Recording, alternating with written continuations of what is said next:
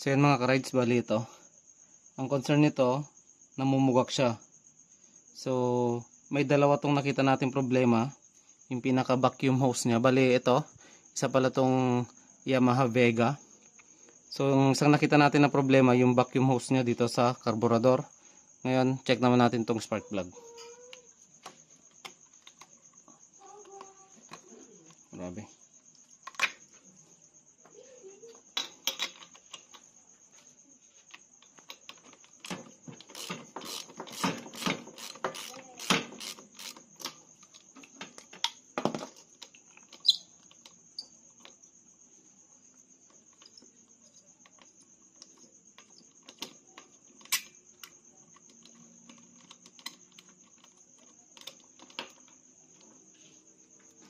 Ayan.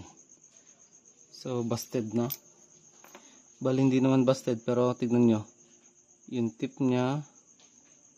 Tapos kung mag-spark plug reading tayo, papunta siya sa lin. Ayan, namumuti na ganyan. Papunta sa lin to. Kaya namumugak daw pag naka 80 plus na yung takbo.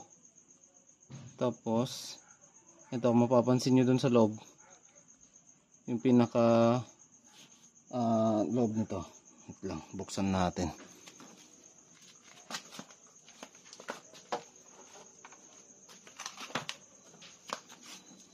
Tignan nyo to.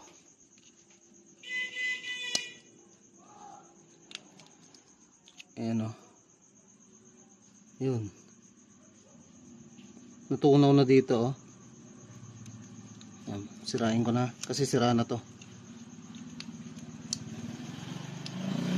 Ayan. Ayan, kung mapapansin sa video na yan. Ayan o, yan. Yun. Mapapansin yun. Ayan o.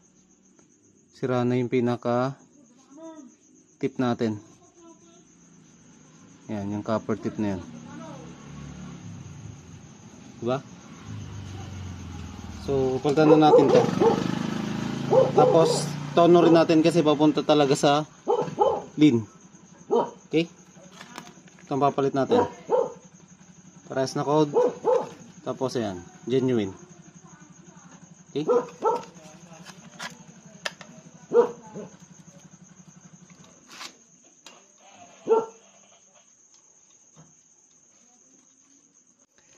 So yan, bali hand tight nyo muna, tapos higpitan natin.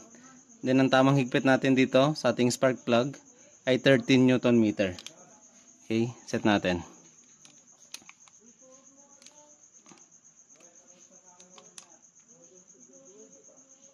Ayan. Yung 0, tapat natin sa 13. Ito yung 13. Okay, tapos lock natin itong knob. Yan.